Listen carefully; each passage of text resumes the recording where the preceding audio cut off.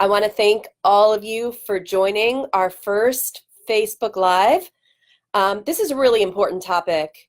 It is International Women's Day. We want to celebrate the amazing women globally in the workforce and really do a deeper dive into how we drive more diversity, more inclusion, elevate women, and the critical role that mentoring and sponsorship have to play. I'm Julie Cantor, CEO of To Mentor, and want to start with a question for you. How many of you have seen the movie Avatar? Okay. In the movie Avatar, there is a Na'vi phrase, and that Na'vi phrase means, I see you. It's actually the theme song of the movie. And, you know, when we think about the workforce, what is it like to be seen by others? To know that the person who works down the hall from you just got a major promotion, or the gentleman down, whose office is next to yours, he just had a new baby. That someone just put their parent into hospice care and have been leaving work early to go try to care for their elderly parent. There's so much going on in our lives, and the question is, do we really see each other in the world of work? You know, laptops, iPhones, Samsung Galaxies, and more have really gotten in the way of that. And I remember being in our home in Washington, D.C., and now we live in Boca Raton, Florida. And I remember seeing on Good Morning America, a ticker tape ran across my television screen. And the ticker tape said, America's loneliness epidemic. And so I was really curious, what is this loneliness epidemic? So I went online and I found out that a study was commissioned, and it was UCLA studied 20,000 Americans, and out of them, 54%, yes, 54%, that's 1 in 2, reported being lonely, feeling socially isolated, and said that they did not have anyone that they could talk with. The most impacted were our millennials, 18 to 34. So it's really interesting as we think about the workforce and the social isolation. Mentoring can be an incredible way at your corporations to really help elevate a diverse, skilled workforce and drive more connection. In fact, Emma Sapala did a study.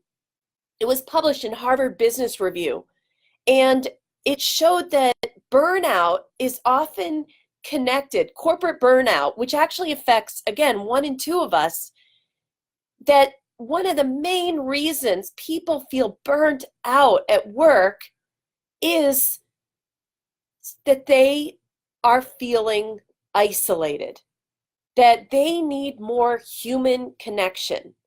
So as leaders on this Facebook Live, as leaders, we have a key role to play. Now, as a leader, you've probably spent a lot of time thinking about Maslow's hierarchy of needs. You've really exemplified that as you go from the bottom, where you need food and you need water and you need shelter, to other needs like having love and family connection. And then as you go up the ladder, a big one is self-actualization and merit. And so as you are going up Maslow's hierarchy of needs towards self-actualization, you start feeling esteem, that you're doing well in the workplace, that you're being seen, you're being recognized, you're a thought leader, people are coming to you for things. Higher than that, higher than the Maslow hierarchy, is something we call transcendence. And it's when we help another human being self-actualize. In reaching out to 1,000 women globally, I spoke to many women in leadership positions from all industries about whether they had a mentor. And less than 30% said yes. And then we asked a second question. How many of you are currently mentoring someone else? Now, this will not be a big surprise, but the people who said they were mentored were the very same people that were mentoring someone else. It's kind of like a pay it forward chain and concept that if you've been helped and you've benefited from a mentor, you're so much more willing to go out and mentor and help others. There's a lot of data that shows that women that have been developed by others, like 65% will go on and mentor and develop others according to Catalyst. So it's a really, the whole notion when I talk to these women about mentoring, I then ask them, do you have a sponsor? Especially women who are at the vice president level and above from some of America's and actually multinational largest corporations. And I got the same response. Julie, what are you talking about? And I said, do you have a sponsor? And they said, I don't know, but what I can tell you is I'm one of the only women in this company. I'm one of the only women in these boards, on a board, and the culture's this and that. And I'm not sure how much longer I'm going to stay here. And I shared with them because I know why a lot of women leave their companies. It's because of a lack of sponsorship. A mentor is someone who sees you, someone who's spending their time to be there to help you advance your career trajectory. A sponsor is someone who sees your capabilities and is in a position of power, has connections and leadership within a company or organization, and that person is willing to use their political capital to champion you for a job, a raise, a promotion, or even today I was talking with someone who really has an idea at the company, but this person is relatively new and doesn't feel people are listening to him.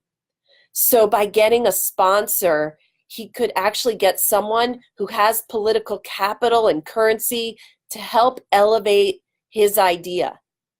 So again, there's an opportunity. A mentor is someone who speaks with you, and a sponsor is someone who speaks about you behind closed doors.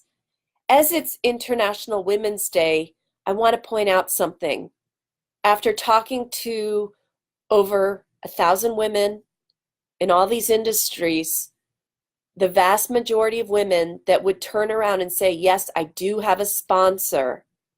And I said, well, tell me about your sponsor. 90% of the time, their sponsor was a man. And I think it makes sense because traditionally, the people with the currency, the people with the power in the top echelons of our corporation and on our corporate boards often are men. But more and more women are doing incredibly well in the market economy. In fact, according to economist Sylvia Ann Hewlett, women controlled in 2014 14 out of $18 trillion in corporate spending globally. And that number was poised to increase to over 16 trillion of spending decisions. Women are building businesses at a significantly faster rate and driving huge revenues in the trillions. So there's a huge opportunity here to look at the diversity and the elevation of women through mentoring and sponsorship at your company. So why aren't there more mentoring initiatives? A lot of mentoring initiatives that got started 10, 20 years ago failed. They were not sustainable. Often there was a person that was overworked in HR that this was like 5% of their job to build a mentoring initiative. And the business case wasn't clear. And what is it to be a mentor wasn't clear. So I came across a study that was done on a formal mentoring initiative done by Sun Microsystem. And sorry, it was on Sun Microsystem. The study was done by Wharton and Gardner. People who mentored at Sun Microsystems in the engineering department, guess what? They were promoted 6 times more than people who didn't mentor 5 years later. The mentees, they were promoted 5 times more. 5 times more because they were not ashamed to ask for help, and their company from the leadership level supported building a mentoring initiative and driving a mentoring culture. So those people, those same people in the mentoring cohort that opted in to be mentors or mentees, those very same people, 5 years later, 25% of them had increases in salary, and there was a significantly higher rate of retention. There were less turnover. In fact, 20% less turnover amongst that group. What does it cost to lose an employee? We've written a lot about this issue and more on the Two Mentor, TWOMENTOR blog. The cost of turnover, according to Society of Human Resource Management, is 100 to 300% of someone's salary. 100 to 300%. Because you're going to be investing, if it's a senior executive, you're going to be investing in recruiter, executive time interviewing, 6 to 8 months to get the next person up to speed.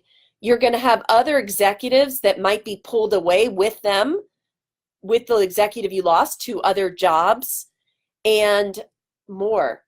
So the cost of turnover, and if it's someone on your sales team, if you're in a service business, someone who holds those client relationships or has highly technical skills, it can be very, very detrimental to the company. So mentoring increases retention 20% in that study. And I ask a lot of our clients, and we're so fortunate to have clients that have helped build this company. And a shout out to Marriott International, to Abbott Laboratories, to MITRE, to Anthem Insurance, the World Bank, the Federal Reserve Bank, Verizon Wireless, to Avixa, and so many more that we've worked with that have grown with us in building mentoring initiatives and cultures. Banco Sabadell, and I can go, oh, Next Era. Hi, Ken.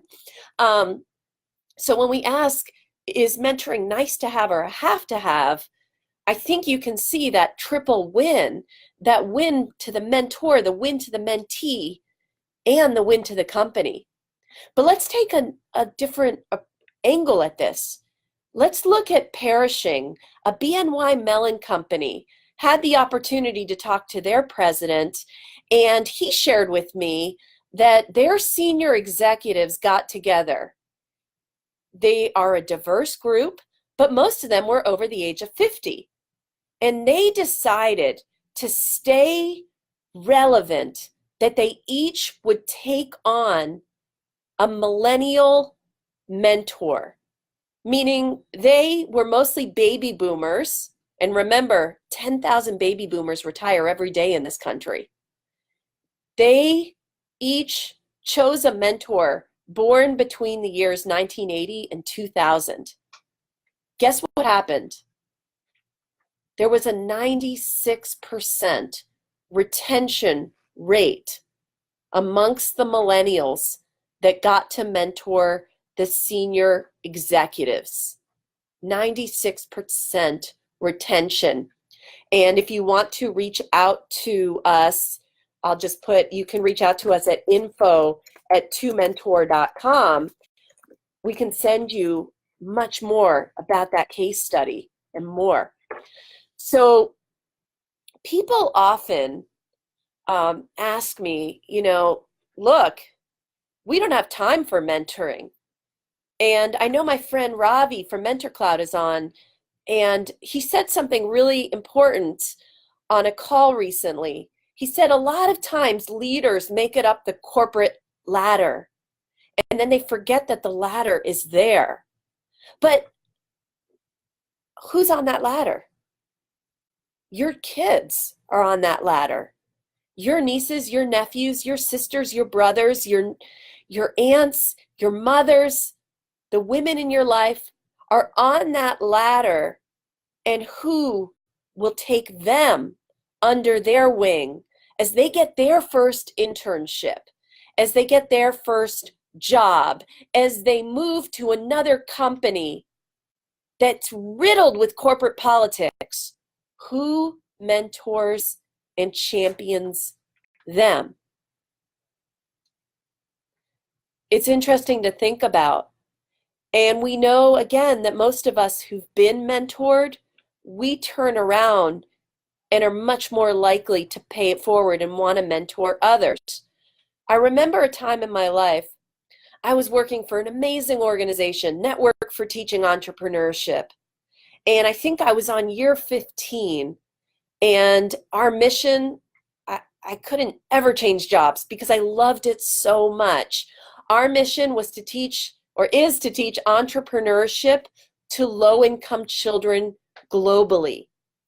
We started with our founder's work in the South Bronx with 18 kids court-ordered out of schools, and we grew to a movement with 650,000 kids.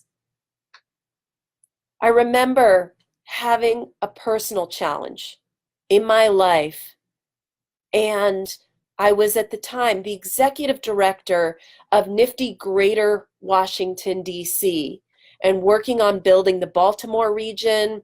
I had come back from India, where I helped launch our initiatives in India with a fantastic team at I Create India. And I remember being in bed. I had written my resignation letter, and I was really, really stressed. It was nothing about the job. I was going through something personally, and I lost a lot of confidence that I could lead the organization to the next level. My mentor, Mike Caslin, called me that day from Hong Kong. I was in bed. I didn't want to answer the phone, but I got on the phone with him. Mike had always been my mentor. He believed in me before I believed in myself. He helped me build Nifty New England. I was his protege. And Mike said to me, when I told him that I was writing my resignation letter, he said, "Julie, I want you to rethink that." Because, and he knew what was going on with me because we were close. He said, "Julie, if I could walk from my hotel room in Hong Kong to your home in Washington, D.C., to show you what you mean to this organization, I would."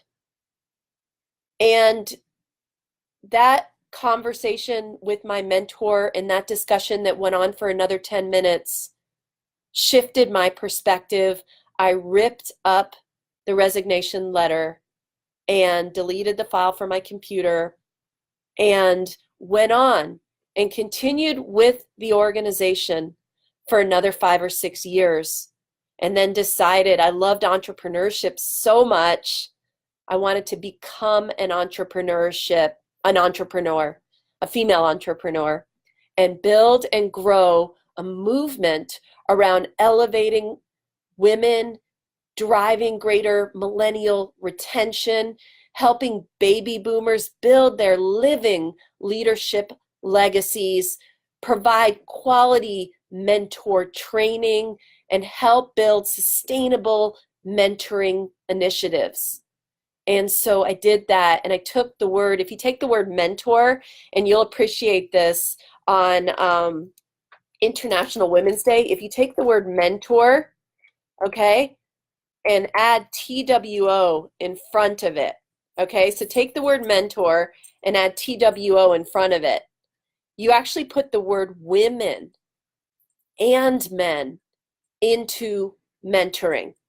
And there's a song, it takes two to make things go right. It takes two to make it out of sight. It does take two to mentor. All studies show that people who mentor often tend to mentor and sponsor in their own likeness. So a CEO, a powerful CEO, will often be told, or asked by a friend, hey, could you mentor my son? He's really an up-and-comer in finance and wants to get to the senior vice president level. Could you meet with him on the golf course? We'll all get together Saturday, share some beers. And that happens. And that CEO might mentor his friend's son. I might find a young woman who wants to change the world and do some social impact work, or an entrepreneur to mentor. We just tend to mentor in our own likeness. Not only do mentors choose people in their own likeness, but mentees choose people also who remind them of themselves. And so, but if we want more diversity, we're going to need to mentor and sponsor more diversely. So if you think about it as a Venn diagram, if in one of the circles you have diversity and the other circle you have mentoring, the in-between is really more inclusion. That if we mentor more diversely, we bring together people of different backgrounds, different genders, different ages, different ethnicities that see the world in different ways. And McKinsey has done significant studies that show huge revenue implications on companies when we have more diverse teams. Mentoring has a critical role to play to drive more diversity, more inclusion, and more belonging on a global scale. So if you're listening to this webinar, I just want to leave you with a couple thoughts on 8 steps to take to drive mentoring at your company. Number 1, it's got to start from the top. You need that leader at the top that is unafraid to get out there and say, look, I have been mentored and it changed my life. It changed my career trajectory. I am here because so-and-so believed in me, and that person either encouraged me or challenged me, or ideally both. So that pay it forward continues, but we need to find those leaders at the executive level that are a stand for mentoring. Secondly, what are you trying to solve for at your company? Are you trying, as I spoke about earlier, to better elevate more women, more diversity? We want to see more women in tech. Do you know right now that in IT, while women are over 50% of the workforce, we're about 12% of engineers, we're about 20% of the technology workforce, and 50% drop out? A lot of it is because of lack of mentoring and sponsorship and feeling undervalued. So what are we solving for? Again, millennial retention, elevating women, driving more diversity and inclusion. Also, knowledge transfer. Baby boomers in this multi-generational workforce, while 10,000 baby boomers retire every day, an interesting thing is 1 in 10 cannot retire. Why? Because they don't have the nest egg to retire.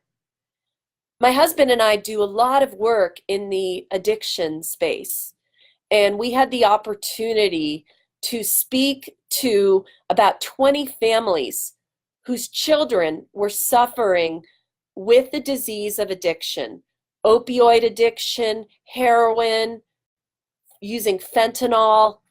And several of these parents said, we've given our life savings to getting our kids help, putting them into treatment institutions to try to save their lives. We cannot retire. So for a variety of reasons, people, our baby boomer generation, also is saying, we love work. I'm only 70. If I'm going to live till I'm 95, I really get a lot of meaning and I want to work at least as a consultant, part-time and or full-time. So we've got this multi-generational workforce, but to better retain, we're going to have more knowledge transfer, more young people mentoring our baby boomers on technology skills, productivity skills. We call that reverse mentoring. We talked about diverse mentoring and more traditional mentoring, especially around relationship buildings, experience, and knowledge. Living legacy. A lot of leaders have climbed that ladder. They know the ladder's there, and they want to have a living legacy amongst their people, their community, whether it's a religious institution, at the office, through the charities they engage with.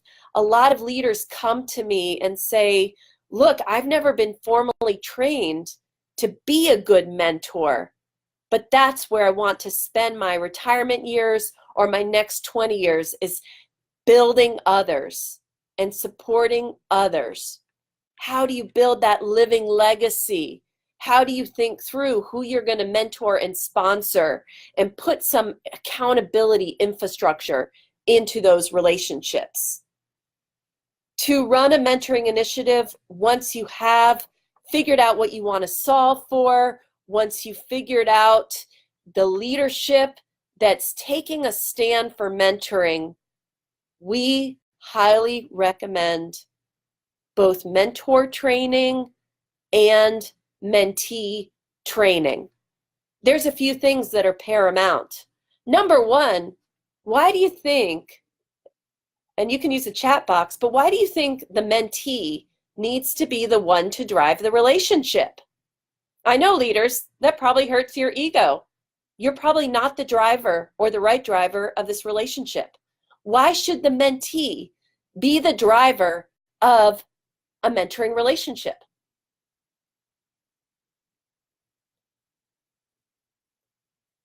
The reason is the mentee needs to own their career trajectory.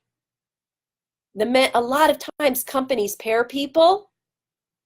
So-and-so, you're the mentor, and so-and-so, you're the mentee. And then we hear this, well, she never contacted me. Well, he didn't return my phone call or my email, so we never got together. Mentees, you are responsible for scheduling.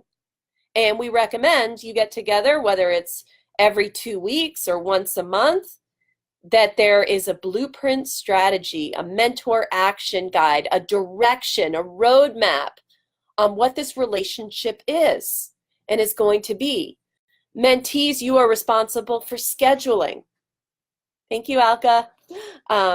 You are responsible for scheduling and owning the agenda. You are also responsible for having goals for this relationship that you clearly articulate to your mentor.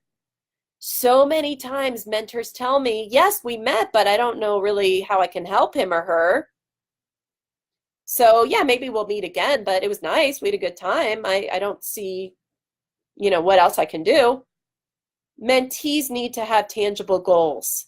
If I know an entrepreneur wants to take her business from 200,000 euros or US dollars or rupees, if they want to take their business to 1 million and really look at scalability, how are we going to help her get there?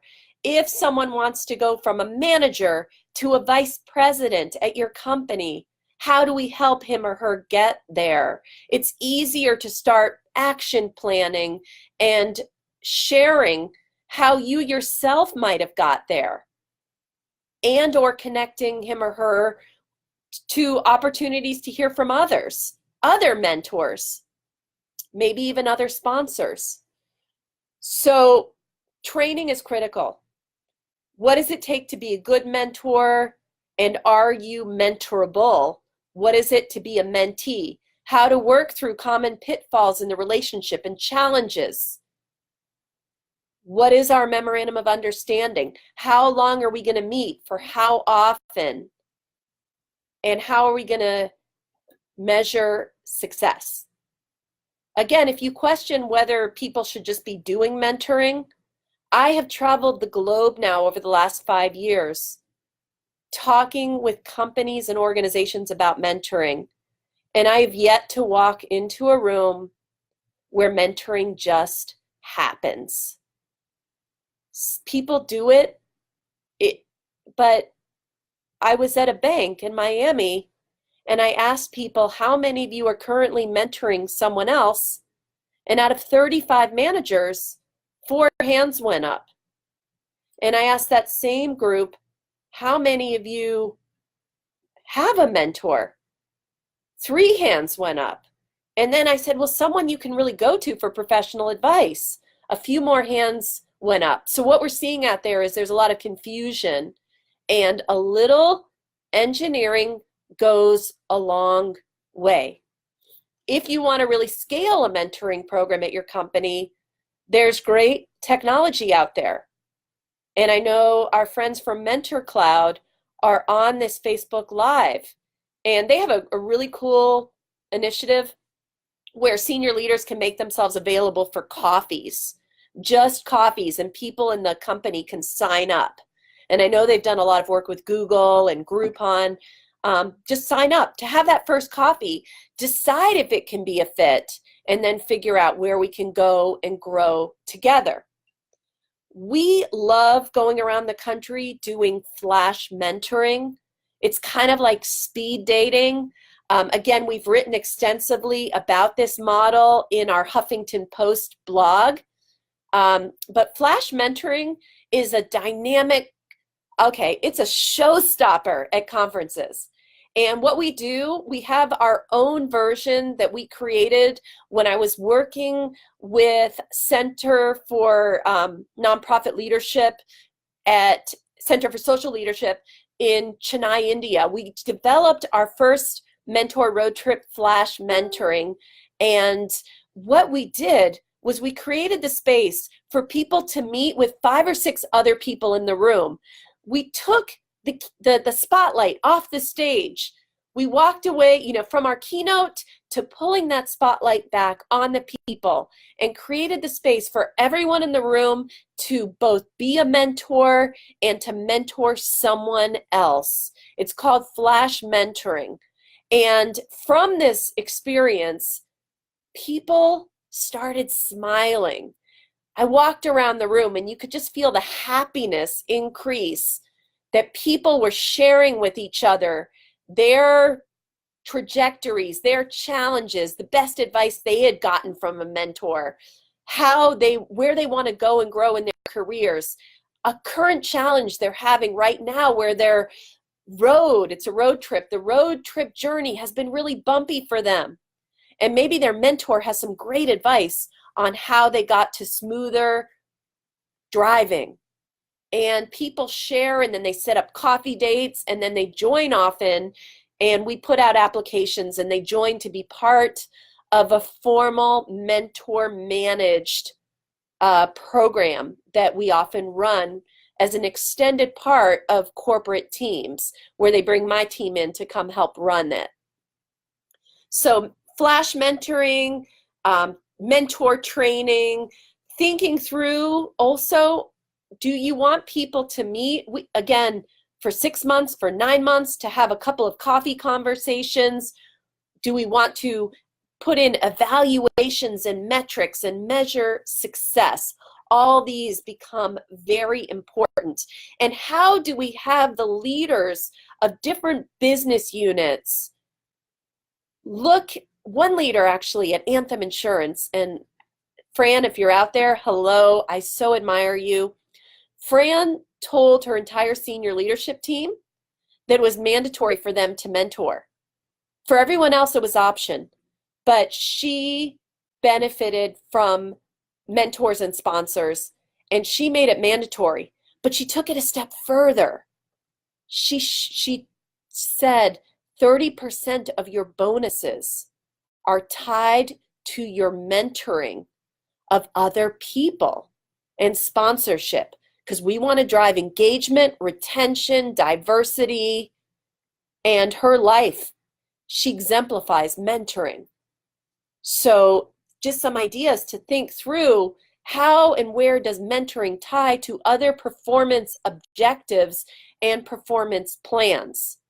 We don't recommend the mentor go to the manager, but the mentee can share some of their goals with their manager that they're working with their mentor on, and get the manager support and approval.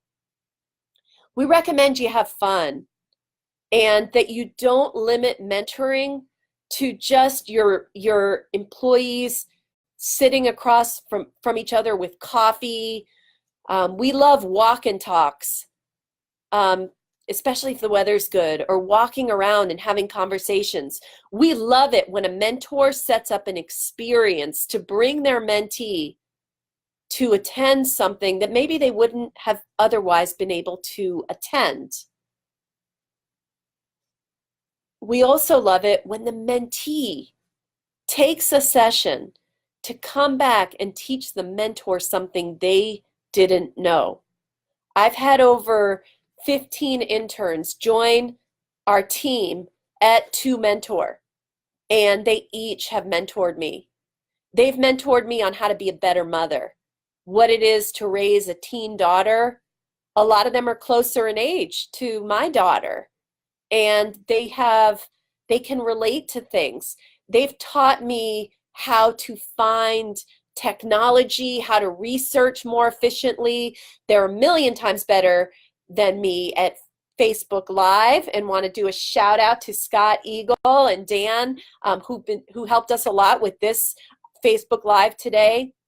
They mentor me, they mentor us, and so integrating that reverse mentoring can be really, really important and empowering, as it was in the Pershing Company model.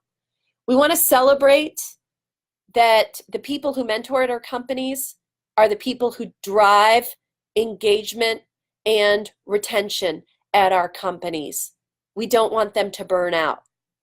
We don't want them to be the only ones mentoring, because if they're the only ones mentoring, they will start burning out, and they will often start feeling like they can't get the rest of their work done. So creating a mentoring community, how we elevate those people and recognize them and understand that they, again, are driving engagement and retention in our companies. So that's what I had for you today. Our team would love to speak with you.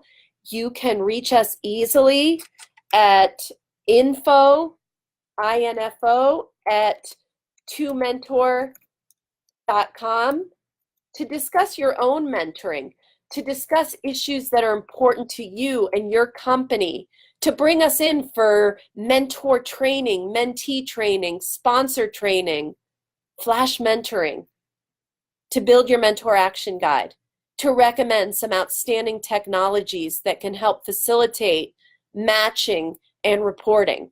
We're here for you. And when I was at a meeting, someone said the word hope, and they talked about the word hope. And what they said was hope, hearing other people's experiences. But I realized, and I like that a lot. But you know what gives me hope? If you start with the P and work backwards, hope is when opt, people opt to help each other. People opting to help each other. That gives me a lot of hope.